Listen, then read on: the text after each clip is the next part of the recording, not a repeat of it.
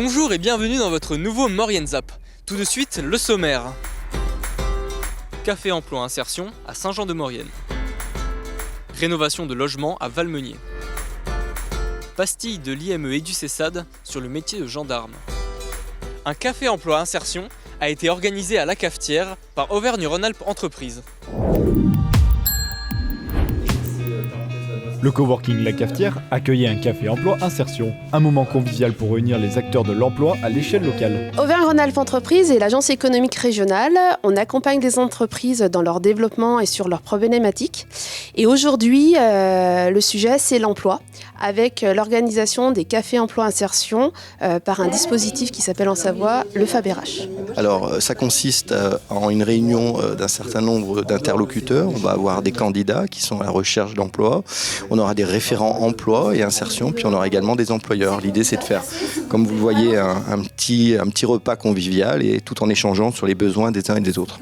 On fait ces cafés emploi entre midi et 2, principalement le lundi, à Saint-Jean-de-Maurienne, à Ugine et à Chambéry. Et on va faire quelques exceptions aussi, des fois, du côté de Moutier, Bourg-Saint-Maurice. Forcément, les entreprises qui aujourd'hui ont beaucoup de mal à recruter, c'est aussi pour elles l'occasion de témoigner de leurs difficultés, puis aussi de voir quel type de solution on peut trouver pour les candidats qui sont aujourd'hui peut-être pas forcément intéressés sur tel et tel métier, mais qui peuvent s'ouvrir peut-être à des opportunités parce qu'il y a une forte demande aujourd'hui. Soit on les trouve encore sur le bassin, soit il faut les faire venir de loin, donc être attractif. C'est aussi pour ça que ces temps-là sont aussi intéressants pour expliquer, valoriser aussi ce qui se fait en Maurienne. Un moment pour échanger et découvrir des outils, notamment sur la recherche d'emploi. Et en fait, on va faire une discussion, on va faire le tour de l'actualité également au niveau de l'emploi. Et c'est que chacun puisse s'exprimer par rapport à sa problématique actuelle, comment on peut répondre à s'il y a un souci ou échanger entre chefs d'entreprise, demandeurs d'emploi. Il y a également le pôle emploi, il y a d'autres structures que vous allez voir tout à l'heure. Et l'objectif, c'est vraiment un échange entre ces différents partenaires. L'idée du brunch aussi, c'est que c'est la convivialité pour que chacun se sente détendu et puisse s'exprimer. Donc voilà, une réunion repas sur le temps d'échange du déjeuner, midi 14h, pour vraiment qu'on ait ce côté où on libère la parole et on exprime nos problématiques. Donc l'idée du FabRH en présentiel, c'est aussi pour que les membres qui se sont inscrits sur cette plateforme puissent à un moment donné se rencontrer, se voir de visu et pourquoi pas continuer les échanges au-delà de la plateforme. Et je rajouterais qu'Auvergne-Rhône-Alpes Entreprises, on a d'autres dispositifs par rapport à l'emploi, ça se fonctionne de la même manière. On a une plateforme qui s'appelle Fareco Business où c'est pour mettre en relation les entreprises, les partenaires, les fournisseurs. Et on a aussi des temps humains où on se fait rencontrer les personnes avec par exemple les after-work de l'agence, les apéricos, des business lunch, où à chaque fois on veut combiner en fait l'aspect digital, plateforme numérique, mais également avec des échanges humains. Identique également avec ALT, la plateforme du chantier Lyon-Turin, où on fait également des rencontres entre donneurs d'ordre et entreprises locales. Des rencontres pour discuter et pour mieux découvrir le paysage de l'emploi mauriennais. Valmeunier a lancé une campagne de rénovation pour ses logements. Une occasion de les mettre au goût du jour.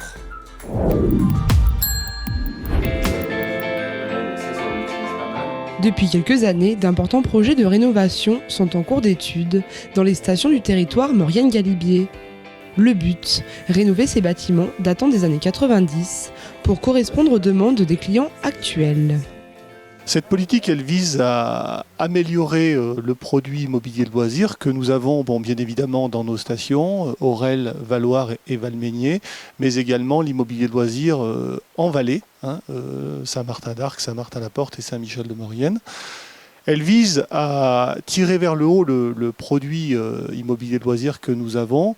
Elle vise à l'améliorer, le produit que nous commercialisons et à lutter contre, autant que faire se peut bien entendu, contre effectivement l'accroissement des lits froids qui est aujourd'hui une tendance que l'on connaît dans nos stations particulièrement. C'est l'entreprise Phase B qui propose aux propriétaires des solutions et un panel riche d'artisans locaux. Alors aujourd'hui, on a mis en place une plateforme digitale qui est sous le nom de la communauté de communes de Maurienne-Galibier, qui propose plusieurs outils pour le propriétaire. Le premier, c'est des articles via une newsletter qui sont envoyés mensuellement autour du sujet de la location, de la rénovation. Une solution clé en main qui permet à des propriétaires de logements secondaires de ne pas se déplacer. des formules où on va s'occuper uniquement de la décoration avec de la 3D et une liste d'achats, jusqu'à une solution clé en main où on a un architecte d'intérieur qui va travailler sur la conception du projet, la préparation, les plans techniques et ensuite faire toute la maîtrise d'œuvre en s'appuyant au maximum sur des entreprises locales de la vallée ou du département pour rénover le bien sur l'intersaison. Des logements souvent petits qu'il faut optimiser. On le voit ici, par exemple, avec le côté banquette et claustra qui vont permettre de définir des espaces sans cloisonner et sans étouffer, sans avoir de sensation d'étouffement dans l'appartement. Donc déjà, ça va être sur l'agencement. Et ensuite, ça va être sur la qualité du mobilier. Quand on est en location, évidemment, les usages ne sont pas les mêmes. Donc il faut du matériel professionnel. Entre 6500 et 7500 logements seraient susceptibles d'être rénovés. Aujourd'hui, ce projet vient juste de commencer et seulement quelques logements tests ont été réhabilités. La communauté de communes souhaite accompagner et soutenir les propriétaires susceptibles de réaliser ce type de travaux. Et donc, il faut que nous soyons en capacité d'utiliser tous ces leviers, tous ces moyens pour inciter les propriétaires à réfléchir tout du moins à la rénovation. Et après, les structures qui nous accompagnent dans cette politique feront le travail nécessaire pour mener à bien ces rénovations, mais ça peut effectivement prendre un certain temps. Des travaux d'envergure sur un territoire vaste qui permettront d'améliorer l'attractivité. Rencontre des jeunes de l'IME et du CESAD avec Philippe Guilardi, adjudant-chef de la gendarmerie de Saint-Jean-de-Maurienne.